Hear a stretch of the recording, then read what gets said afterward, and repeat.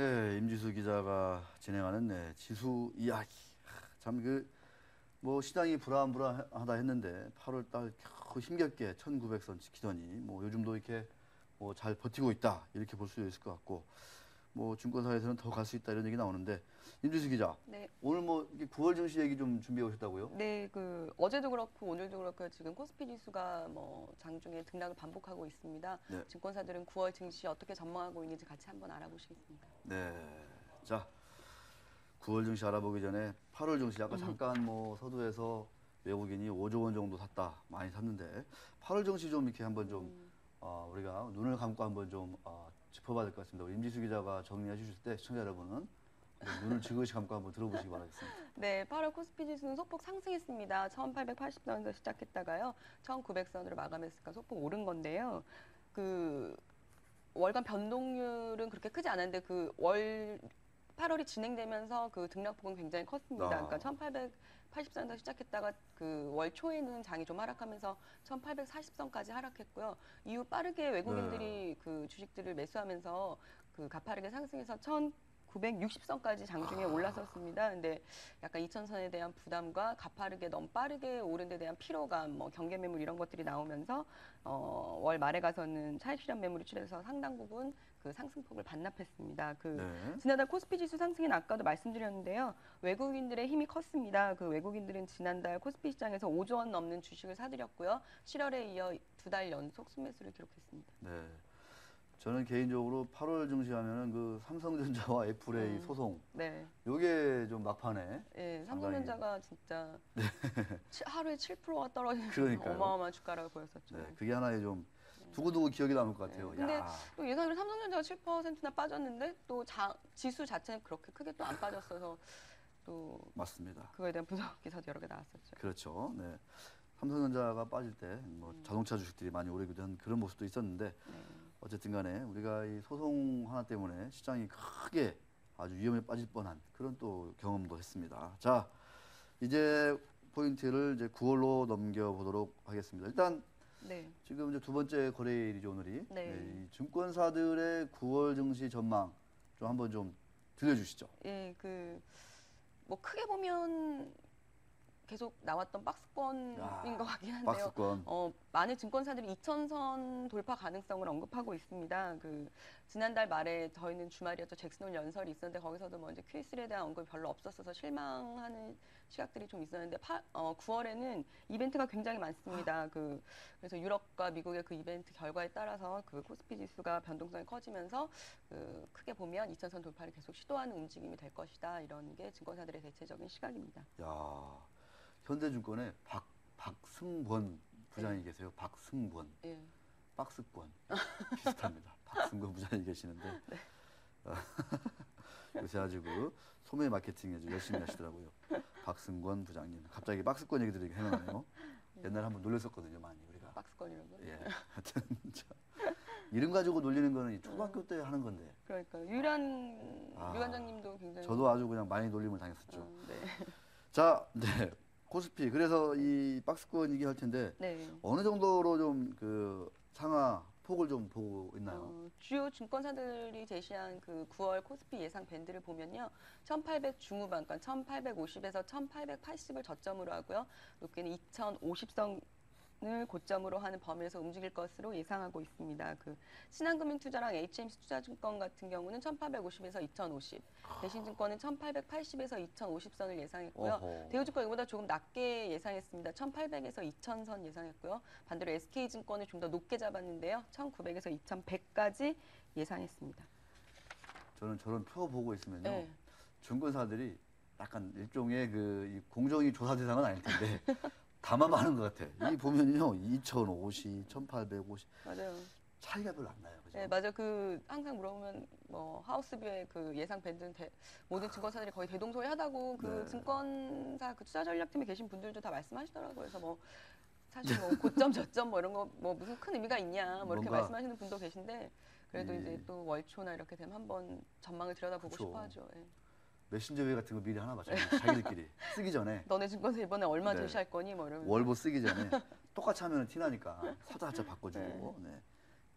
그럴 수도 있겠다는 얘기죠. 네, 그렇다는 건 아니고. 자, 이제부터 이제 중요합니다. 이제 네. 우리 저 시청자 여러분들 그동안에 이제 코스닥 시장 잘 들어가시고 가지고 지금 수익률 좀 나신 분들 있을 텐데 이 시장 망가지면 코스닥 시장 먼저 분명히 빠질 겁니다. 그렇기 때문에 우리 시장이 지금 9월 달에 이벤트가 많은데 과연 이 이벤트 속에서도 계속 이렇게 큰 파고를 헤치면서 아니면 뭐 이렇게 잘 갈 수 있을지를 한번 좀 따져봐야 될 것 같습니다. 자, 일단 먼저 증권사들이 말하는 이 정책 이벤트가 9월에 되게 많죠. 좀 네, 네. 일단 좀 짚어주시죠. 일단 굵직한 것만 먼저 말씀드리면요. 네. 유로존에서는 6일에 유럽중앙은행 ECB의 정책회의가 있고요. 사흘 뒤. 12일에는 유로 안정화기 구조 ESM 유연 여부에 대한 독일 헌법재판소의 판결이 있습니다. 그리고 이제 또 미국으로 건너오면요. 14일에 그 항상 전 세계 글로벌 시장에 이목이 집중되죠. 미 연방공개 시장위원회 FOMC 회의가 예정돼 있고요. 네. 7일에는 또 여러 가지 경제 지표 중에서도 가장 영향을 많이 받고 많은 사람들이 쳐다보고 있는 고용 지표가 관심입니다. 역시 또 금요일 날 나오겠군요. 네. 사실 이제 뭐 ECB가 유럽 중앙은행이 이제 뭐 국채 매입하겠다 이제 그런 네. 것들이 많이 기대를 받고 있는데 네, 네. 독일에서는 아직도 이 국채 매입하고 그러는 거는 반대한다 하더라고요. 뭐 이렇게 물가 인상이 될 수도 있다. 뭐 여러 가지 좀 반대 얘기가 나와서 그러니까 이 각각의 것들이 네. 좀 우리가 예상되는 시나리오와 달리 나오면 또 시장이 충격받을 수 있는 네, 그런 일이란 말씀이시죠? 예. 네. 좀 얘기 좀 해주시죠. 예, 방금 말씀하셨는데요. 그 ECB 회의에서는 그 일부 국가에 대한 국채 매입이 결정될 거란 기대감이 지금 기대가 좀, 있는 거죠. 네. 네. 그리고 미국의 FOMC에서는 Q3 잭슨홀에서는 언급이 없었었죠. 없었죠. 이것에 대해서 좀 더 이렇게 구체적으로 뭐 시기나 뭐 방식이나 이런 것들이 언급될 수 있을까 하는 게 관심입니다. 그래서 정책 결과 내용이 예상치에 맞거나 아니면 더 서프라이즈 하다면 시장은 2천선을 향해서 뭐 무난히 갈 것 같고요. 네. 만약에 또 방금 말씀하신 것처럼 또 국채 매입 이런 거에서 약간 국가 간 이견이 있고 그래서 제대로 되지 않는다면 좀 시장은 좀 어렵지 않을까 하는 게 증권사들의 시각입니다. 지금 다우존스 지수가 13,090이거든요. 근데 이제 제 느낌에는 이게 지수가 13,000 넘었는데 이 시점에서 FOMC가 QE3를 구체화한다. 이게 저는 잘 와닿지가 않아요. 네, 뭐 경기가 이 다우지수 보면은 뭐 상당히 고점 수준인데 그래서 참 되게 근데 지금 잭슨홀 회의 때는 좀 실망감이 없지 않아 있었던 것 같은데 네. 뭐 이제 FOMC 회의로 넘어왔거든요. 네. 여기서도 이제 QE3 또 구체화 안 되면 약간 좀 실망할 수도 있겠네요. 그러니까 어떻게 보면. 그렇습니다. 근데 이제 또 연말 다가오고 하니까 또 또 연말 네. 다가오니까 네. 또 연말 되면 또 대선 기간 또 네. 임박하고 있어서 네, 또 여러 가지 또 지수 부양이 끌어올릴 또, 것들이 네. 좀 있을 것 역시 같습니다. 임지수 기자 얘기 들어봐도 요즘 정신은 제정신이 아닙니다. 제가 볼 때는 제정신인 사람은 이렇게 지수가 이렇게 많이 오르는 거를 네, 용납 못 하겠죠. 그런 이렇게 분들은 많이 오르나요? 저희 코스피는 또 1900선 초반이라서 네, 또 이렇게 별로다? 많이 예. 옛날 생각해 보셔야 돼요. 네, 맨날 500, 1000 왔다 갔다 하는 때가 있었는데. 자, 더 중요한 얘기. 자, 이제 지수는 크게 볼 때 이제 박스권인데 네. 이제 예정된 이벤트가 좀 이렇게 삐거덕거리면은 좀 박스권 벗어날 수도 있고 뭐 이런 식으로 좀 정리가 되는 것 같습니다. 예. 자, 그래도 아직은 불안감이 남아 있다. 좀 유망 업종 이런 거 좀 어떻게 좀 제시하고 있나요? 유망 업종도 항상 근데 최근에 한 똑같아요? 6월 이후로 계속 똑같은 것 같습니다. 이- 근데 어차피 그 주가는 실적에 따라 맞아요. 움직이는 거라서요. 실적 유망주들을 꼽을 수밖에 없는데요. 저희 지금 증시 상장사 중에서 실적 좋은 것들이 전기전자랑 자동차밖에 없어서 대부분 예. 증권사들이 전기전자, IT와 자동차를 유망 종목으로 꼽고 있고요. 아까 앞에서 말씀드린 유럽 그 정책 이벤트에서 좀 예상을 뛰어넘는 결과가 나올 때는 그 유럽 쪽에 좀 그 영향을 많이 받는 업종 있죠. 조선이랑 해운. 이런 쪽도 약간 최근에 계속 너무 빠져 있어서 반짝 이렇게 주목받을 수 있을 거다라는 의견이 있습니다. 예, 아주 정리가 쏙쏙 잘 되실 것 같습니다. 지금 눈 뜨고 계신 분들 눈 감아주세요. 아직 안 끝났습니다. 네, 지금 일부 시청자분들은 조시네요. 아주 그냥 주무시네요. 눈 감고 계시다가. 자, 프로그램 매매. 대단합니다. 이 프로그램 매매가 요즘 장을 움직이고 있다. 네. 이렇게 해도 좀 과언이 아니죠? 네, 그 어제 오늘 같은 경우 계속 장중에 코스피 지수가 등락을 하는데요. 그 중심에 프로그램 매매가 있습니다. 그래서 오늘 같은 경우도 프로그램 매매가 이제 왔다 갔다 하면서 코스피에도 이제 영향을 주고 있는데요. 그 최근 장을 그러니까 프로그램 매매가 좌지우지하고 있는 거죠. 그래서 지난달 그 코스피 시장에서 그 전체 매수 규모 가운데 야. 프로그램 매수가 차지하는 비중이 22%에 달했습니다. 이게 2000년 이후 가장 높은 수준이라고 합니다. 와. 그러니까 외국인도 한마디로 그냥 뭐 프로그램으로 샀군요, 그냥. 네, 외국인도. 예, 네, 이렇게 역시 좀 예. 주도를 하고 있는 거죠, 외국인이. 예, 그 코스피 시장 전체에서 프로그램 매수가 차지하는 비중이 높았고요. 그 프로그램 매수 안에서 또 외국인이 차지하는 비중이 상당히 높았습니다. 그 앞서 말씀드린 것처럼 외국인들이 지난달에 코스피 시장에서 5조 원 가량, 5조 원 이상을 매수했는데요. 그 프로그램 매매한 게 대부분이었습니다. 그 외국인들이 그 본격적으로 매수에 나선 게 지난 7월 27일이었습니다. 7월 27일부터 8월 28일까지 약 한 달 넘게가량 예, 강력한 매수를 보였었는데요.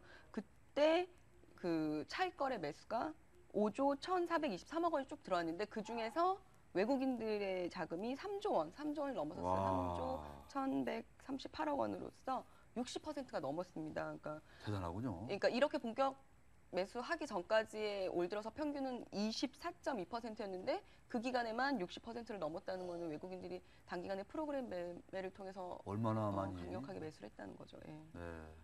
프로그램 매수로 샀다. 뭔가 네. 좀 위험을 줄이면서 좀 이익을 좀 얻겠다. 이런 예. 전략이 눈에 띄는 것 같습니다. 예. 자, 지금 이제 다음 주 13일에 금요일이 아니라 13일에 목요일이면 또 만기일 예. 아니겠습니까? 예. 이 프로그램 매수 차익거래 잔고가 지금 상당히 많은 수준일 텐데 예. 지금 시청자 여러분들 다음 주 옵션 만기일 매우 다음 주 또 선물 옵션 만기일이네요. 네, 동시만기일입니다. 네.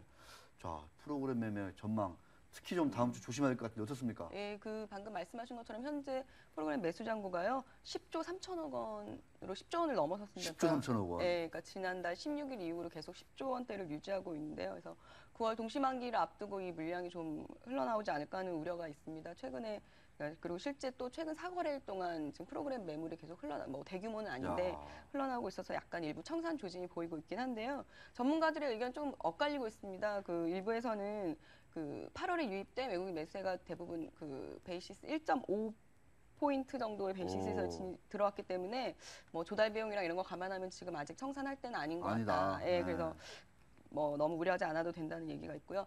그 또 다른 일부에서는 또 외국인들이 이 차익 거래로 산다는 건 약간 기조적이지가 않아서 마음이 변하면 또 한꺼번에 또 다 털 수가 있어서 사실 불안한 게 사실이다. 뭐 이런 식의 우려의 시각을 보내는 경우도 있습니다. 네. 이 묘하네요. 이 12일 날 아까 ESM 그거 독일 네. 법원에서 이제 위헌이냐 아니냐. 네. 이거 판결이 좀 삐그덕거리고 그게 또 이제 만기일까지 영향 미쳐가지고 프로그램 매물 폭탄 나오면 진짜 13일에 또 목요일 나오겠는데 잘하면 이런 얘기 한번 좀 귀담아 들으시고 좀 이제 눈 뜨세요. 이제 좀 약간 좀 심각한 얘기 나오니까. 자, 좀 다음 주 좀 말 그대로 좀 만만치 않네요. 네, 그럴 것 같습니다. 자, 이것을 알기 때문에 일부 투자자들은 프로그램 매매가 없는 좀 코스닥 시장으로 갔다? 예. 이런 얘기 있죠? 예, 오늘도 보면 이제 코스피 지수 같은 경우는 상승하락 반복하고 있는데 코스닥 같은 경우는 견조하게 야. 큰 폭은 아니지만 계속 그러니까요. 플러스권을 유지하고 있고요. 코스피랑 비교해봐도 상승률이 코스닥이 약간 좀 더 높은 상황입니다. 최근에 계속 이런 움직임이 일어나고 있는데요. 그 전문가들은 그래서 아까 말씀하신 것처럼 동시만기일 전까지 이렇게 중소형주, 코스닥 쪽이 주목받는 장세가 좀 더 이어질 것으로 보고 있습니다. 함성식 대신증권연구원 같은 경우는 시장이 박스권에 갇혀 있어서 그 실적 호전과 유동성이 맞물리면서 중소형주 부각이 계속되고 있는데 당분간 좀 더 이어질 걸로 예상했고요. 그 오늘 하나대투증권의 조영현 투자전략팀장 같은 경우도 코스피보다 코스닥이 주목받으면서 한 550까지 오를 수 있지 않을까 하는 전망치를 내놓기도 했습니다. 550까지? 네, 지난주에 우리 투자증권인가 대우증권인가 545선까지 오를 거라는 전망도 있어요. 대부분 거기도 메신저 회의 한번 했군요. 545, 550. 그래서 이번에 코스닥 장세가 좀 이렇게 가면서 550선까지는 올라갈 걸로 이제 전문가들이 좀 예상하고 있는 것 같습니다. 야. 네, 근데 뭐 물론 또 반론도 있죠. 반론도. 네. 네. 이 같은 현상이 좀 오래가지 않을 거라는 시각도 있는데요. 이경수 신영증권연구원 같은 경우는 중소형주가 강세를 보이려면 그 위험에 대한 그 리스크 프리미엄이라고 불리는 글로벌 투자 심리가 강력하게 개선돼야 되는데 이렇게 하기 위해선 최근에 좀 너무 이제 안전자산 선호 현상이 최근 좀 완화되긴 했지만 그래도 아직은 좀 있어서 그 위험 자산인 그러니까 대형주보다 약간 중소형주가 더 리스크가 높잖아요. 그래서 이런 거에 대한 완전한 투자 심리 개선이 이루어지지 않아서 오래가지 못할 것이다라는 분석을 내놨습니다. 네, 알겠습니다. 와, 임지수 기자와 함께 9월 증시 전망, 네, 그다음에 이번 주 다음 주에 포진해 있는 대형 그 이슈들, 그다음에 외국인들이 주도하고 있는 프로그램 매매와 그 다음 주 선물 옵션 동시 만기일까지 한번 종합적으로 좀 살펴봤습니다. 상당히 좀 지금은 그래서 이제 아마 좀 코스피 지수가 좀 이렇게 네. 관망세인 것 같아요. 네. 이런 것들을 앞두고 있으니까. 네, 이벤트들도 많고 그러니까 국내외 이벤트들이 많아서 어느 쪽으로 이렇게 딱 살거나 팔거나 하는 그 매매 결정을 내리기가 좀 힘든 상황이라서 그런 것 이럴 같습니다. 때 그냥 싼 풋옵션 한번 사보나요? 어쩌나요 이거? 이거 아니, 또 진짜 다음 주 한번 앞두고. 유 반장님께서 또 이제 초기 좀 요새 죽어가지고 제가 선물 요새. 옵션에 또 달인 아니셨습니까? 요새 이제 초기 다 죽어가지고요. 하여튼 기고만장 기자실에서 한두 번 더 좀 심도 있게 다음 주 동시만기일 한번 좀 진단을 해보도록 하겠습니다. 자, 시간이 또 됐기 때문에 임지수 기자와 함께 다음 코너로 넘어갑니다.